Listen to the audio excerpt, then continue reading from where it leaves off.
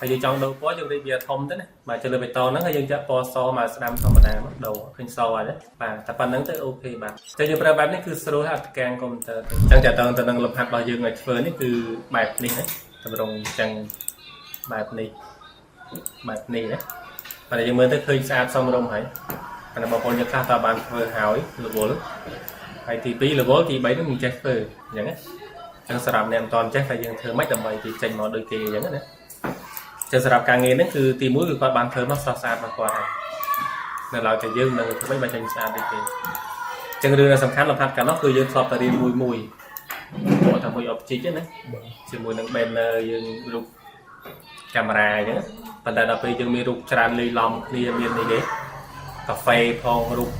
ស្អីស្អាតផងមានភេសជ្ជៈផងច្រើនបោះអត់កើតទេចឹងដល់ស្រ័យក្នុងការងារនេះយើងគុំគ្នាចូលអញ្ចឹងណាដាក់រូបម្ដុំចូលគ្នាចឹងឲ្យស្អាតទៅតាមអារម្មណ៍ដែលបងយើងស្រឡាញ់រៀងខ្លួនទៅ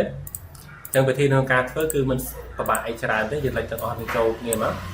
ហើយយើងគ្រប់កដាលមកស្ដាំគ្រប់ Ctrl G ក៏បានលឿនបន្តមកគឺបងប្អូនយើងត្រូវ copy វាទុកមួយមកតើណាបន្តទៅទៀតយើងចូលទៅ bitmap ទៅ convert ពីចោលមួយសិនហើយយើងយក RGB resolution 300យើងអូខេអញ្ចឹងវិធីសាស្ត្រនៅក្នុងការបំលែងដើម្បីឲ្យស្រួលហើយលឿនគឺបងប្អូនយើងមិនចាំចូលទៅណាច្រើនទេយើងប្រើ shortcut key អញ្ចឹង shortcut របស់យើងប្រើ C Ctrl U ណាបាទចុចវាបាច់វាលោតមកបន្តមកតាក់ទងនៅកន្លែងហ្នឹងតើដូចយើងធ្លាប់រៀនពីមុនអញ្ចឹងណាអញ្ចឹងបើយើងចង់បានពណ៌សស្ទើរបាយលេខ100ចូលមកតើណាហើយយើងចង់បានខ្លាចយើងដក100មកហើយយើងគាត់ដាក់ enter ទៅអញ្ចឹងវាសតើណាបន្តមកទៀតគឺរូបភាពរបស់យើងជា bitmap បាទចឹងកាលណាជា bitmap រូបភាពងាប់យើងមិនអាចធ្វើការ add outline បានទេចឹងដើម្បី add បានគឺបងប្អូនយើងត្រូវបំលែងទៅជា vector សិនចឹងដើម្បីបំលែងគឺយើងចុចនៅកន្លែងនេះ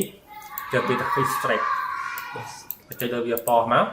ហើយរងចាំបន្តិចហើយប៉ុណ្្នឹងទេចឹងគឺចេញគ្រូបអត់ទេចឹងមានថា file របស់យើងគឺរួមចឹងអាចដូរពណ៌បានពេលយើងដាក់អញ្ចឹងឃើញអត់ចង់ដូរទៅខ្មៅចង់ដូរទៅសទៅក្រហមបានតាមចិត្តឥឡូវខ្ញុំយកសចាហើយយើងផាសអារូបយើងមកវិញមកយើង copy មកអញ្ចឹងទៅខ្ញុំវាប៉ុនគ្នាយើងមើលឃើញអត់អត់ឃើញទេចឹងដើម្បីមានដូចគេយើងធ្វើម៉េចខ្ញុំលុបចោលសិនដើម្បីស្រួលបងប្អូនយើង share លើវាមកណាអញ្ចឹងបន្តមកចុចលើនឹងប៉ោះមកណាហើយបន្តទៅយើងគាត់តែចុចដូរទំហំដែលយើងចង់បានមកចង់បានប៉ុណ្ណាយើងយកប៉ុណ្ណឹងប៉ុន្តែយើងឃើញថាយើងក្រោយទៅវាដើរអត់ទេដោយសារអី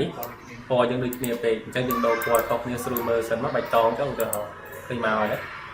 ហើយបងប្អូនយើងយកអូខេមកហើយបន្តមកទៀតយើងធ្វើម៉េចដែរយើងផាសរួចមកវិញមកបាច់ហើយបាទឃើញមកអត់ទេ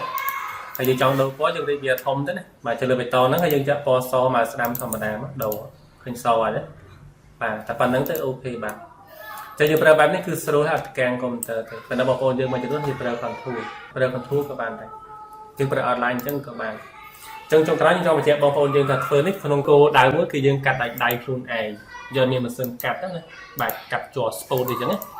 ប៉ុន្តែបើសិនបងប្អូនយើងមានប្រើម៉ាស៊ីន CNC ម៉ាស៊ីន laser កាត់គឺបាច់ធ្វើយ៉ាងទេគឺយើងអាចធ្វើការកំណត់នៅក្នុងម៉ាស៊ីនបានអញ្ចឹងតើទៅវីដេអូរបស់យើងប៉ុណ្្នឹងទេយើងជួបគ្នាវីដេអូក្រោយ